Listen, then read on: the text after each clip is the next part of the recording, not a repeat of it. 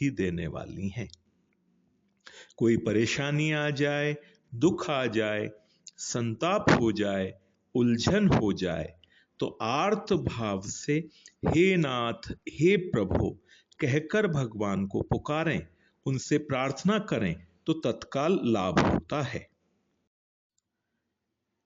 जैसे गजेंद्र, द्रौपदी, उत्तरा आदि ने विपत्ति के समय भगवान को याद किया, उनको पुकारा तो उनकी तत्काल रक्षा हो गई।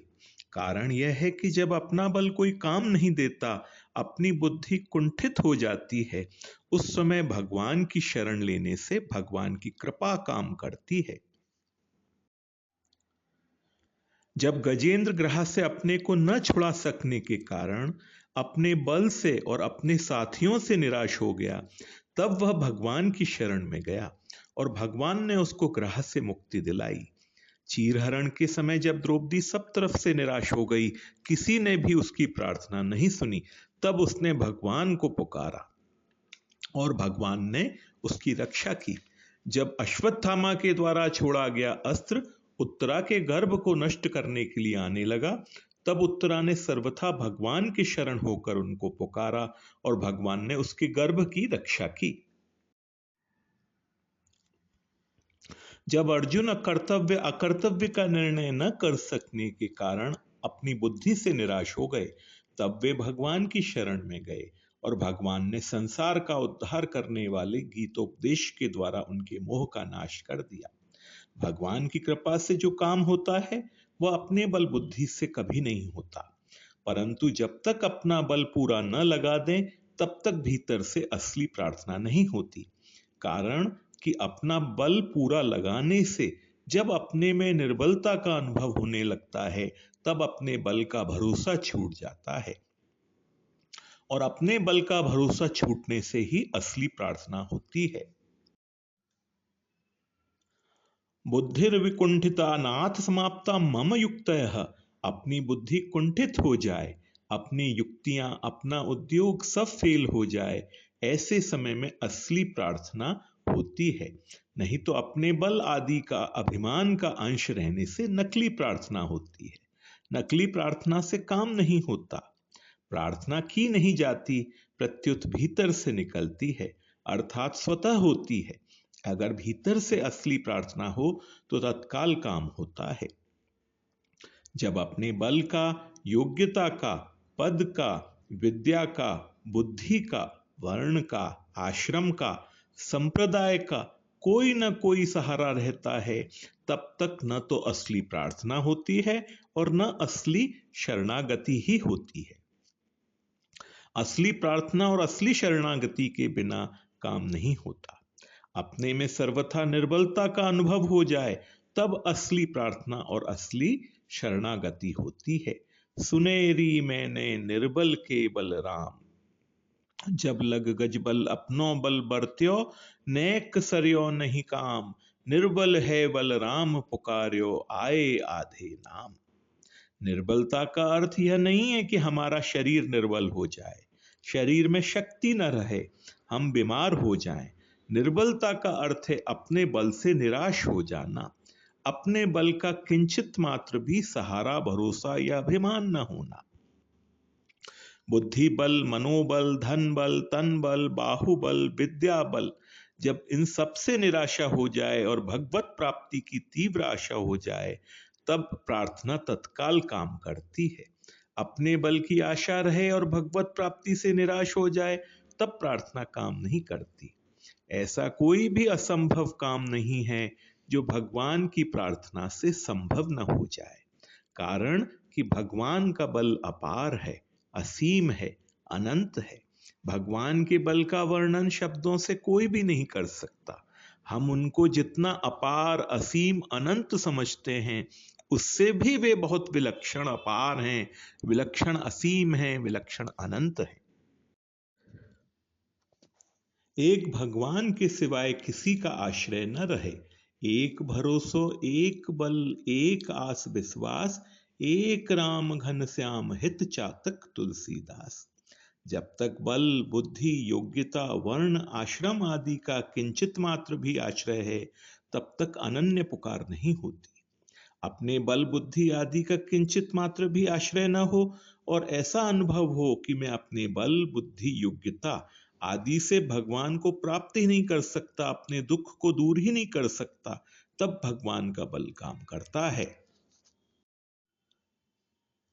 साधक को चाहिए कि वह अपने में निर्बलता का अनुभव करके भगवान पर ही निर्भर हो जाए, उनके परायण हो जाए कि हे नाथ, आपके सिवाय मेरा कोई आश्रय नहीं है, कोई शक्ति नहीं है।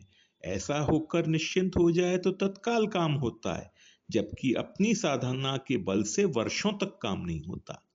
इसमें एक मार्मिक बात है कि अपनी शक्ति तो पूरी लगाना चाहिए, पर आश्रय भगवान का ही रखना चाहिए। ये लौकिक कार्य या पारलौकिक सभी के लिए यही सिद्धांत काम करता है। इसीलिए भगवत गीता ने कहा है, जरा मरण मोक्षाय मामाश्रिते यतन्ति ये ते ब्रह्म तद्विदुः कृतस्न मध्यात्मम कर्म चाखिलम। 7वें अध्याय का 29वां श्लोक।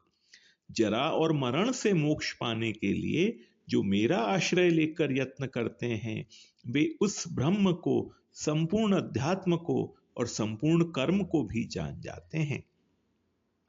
साधक यत्न तो करे, पर भरोसा यत्न पर न रखकर भगवान पर रखे। जैसे भगवान ने बाएं हाथ की छोटी उंगली के नख पर गोवर्धन पर्वत को उठा लिया और ग्वाल बालों से कहा, सब अपनी अपनी लाठी लगाओ। सब ने अपनी अपनी लाठियां लगा दी, पर उनके मन में यह भाव आया कि हम सब ग्वाल बालों ने अपनी लाठियों से सहारा लगाया है, तभी गोवर्धन पर्वत ठहरा है। उनके मन में ऐसा भाव आने पर भगवान ने उनके बल का अभिमान दूर करने के लिए अपनी उंगली को थोड़ा सा नीचे किया, तो सब चिल्लाने लगे, अरे दादा मरे मरे मरे। भगवान के द्वारा ऐसा करने का तात्पर्य यह था कि तुम अपना बल तो लगाओ, पर आश्रय अपने बल का मत रखो। तत्परता तो पूरी हो, पर अपने बल का अभिमान न हो। इसीलिए भगवान ने अर्जुन से कहा, निमित्त मात्रम भव सव्यसाचिन। श्रीमद् भगवद गीता के 11वें अध्याय के 33वें श्लोक में आता है, हे सव्यसाची, तुम निमित्त मात्र बन जाओ। निमित्त मात्र बनने का अर्थ है अपनी शक्ति तो पूरी लगाओ, पर अपनी शक्ति का अहम मत रखो। अर्जुन दोनों हाथों से बाण चलाना जानते थे। वे दाएं हाथ से बाण चलाकर जैसा निशाना मारते थे, वैसा ही निशाना बाएं हाथ से बाण चलाकर मारते थे। इसीलिए अर्जुन का नाम सव्यसाची था। भगवान अर्जुन को सव्यसाची संबोधन देकर यह कहते हैं कि तुम अपनी पूरी शक्ति लगाओ, पर मन में यह बात मत रखो कि मेरे बल से, मेरी विद्या से काम हो जाएगा। जो कुछ होगा मेरी कृपा के बल से होगा। इसलिए भगवान की कृपा का आश्रय लेकर प्रार्थना की जाए तो भगवान की अपार विलक्षण शक्ति तत्काल काम करती है।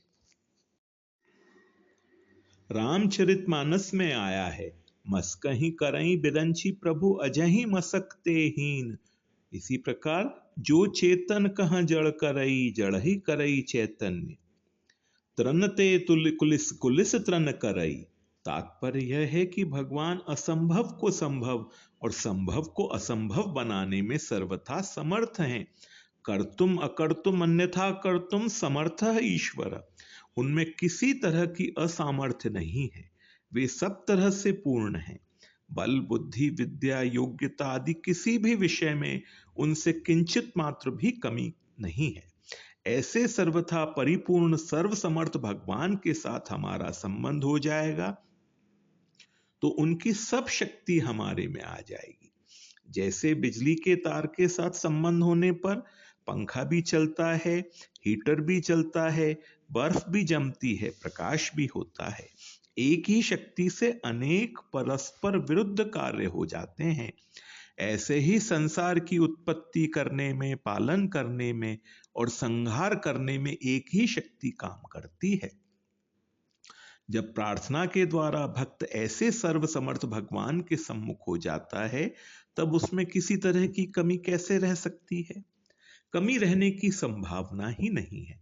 भगवान कहते हैं, यो मामेव सम्मूढ़ो जानाति पुरुषोत्तमम स सर्व विद्वजति माम सर्व भावेन भारत। श्रीमद् भगवद गीता के 15वें अध्याय का 19वां श्लोक। हे भारत, इस प्रकार जो मोह रहित मनुष्य पुरुषोत्तम जान लेता है, वह सर्वविद मनुष्य सब प्रकार से मेरा ही भजन करता है। जो भगवान को पुरुषोत्तम जानता है वही सर्वज्ञ होता है। संसार की बहुत बातें जानने से मनुष्य सर्वविद नहीं होता है। भगवान की शक्ति अपार, असीम, अनंत, अगाध है, ऐसा जिसका दृढ़ विश्वास है वह सब प्रकार से भगवान का ही भजन करता है। उसकी दृष्टि भगवान के सिवाय दूसरी तरफ जाती ही नहीं। भगवान के सिवाय और किसी का कोई सहारा नहीं रहता, और किसी का कोई मूल्य नहीं रहता, और किसी से कोई आशा नहीं रहती। मैं अपने बल से कर लूंगा, यह बात उसके हृदय से सदा के लिए उठ जाती है। ऐसी स्थिति में असली शरणागति होती है, असली प्रार्थना होती है। भगवान श्रीमद् भगवत गीता में कहते हैं, सर्वधर्मान परित्यज्य मामेकम शरणम व्रज, अहम त्वा सर्व पापभ्यो मोक्षयिष्यामि मा शुचः। श्रीमद् भगवत गीता के 18वें अध्याय का 66वां श्लोक। संपूर्ण धर्मों का आश्रय छोड़कर तू केवल मेरी शरण में आ जा, मैं तुझे संपूर्ण पापों से मुक्त कर दूंगा। तू चिंता मत कर। मां शुचः, अपने बल, बुद्धि, विद्या आदि का किंचित मात्र भी आश्रय या अभिमान न रखकर भगवान की अनन्य शरण होना हमारा काम है, और संपूर्ण पापों से सदा के लिए मुक्त करना भगवान का काम है। कारण कि हम ही भगवान से विमुख हुए हैं, भगवान हमारे से कभी विमुख नहीं हुए। अगर हम अनन्य भाव से भगवान की शरण हो जाएं, फिर भगवान की शक्ति से बहुत जल्दी और सुगमता से कल्याण हो जाएगा। इसीलिए भगवान आश्वासन देते हैं कि मेरी शरण में आने से मैं संपूर्ण पापों से, दुखों से, बंधनों से मुक्त कर दूंगा। फिर तुम चिंता क्यों करते हो। आज की भगवत चर्चा यहीं तक। ओम श्री गुरुवे नमः।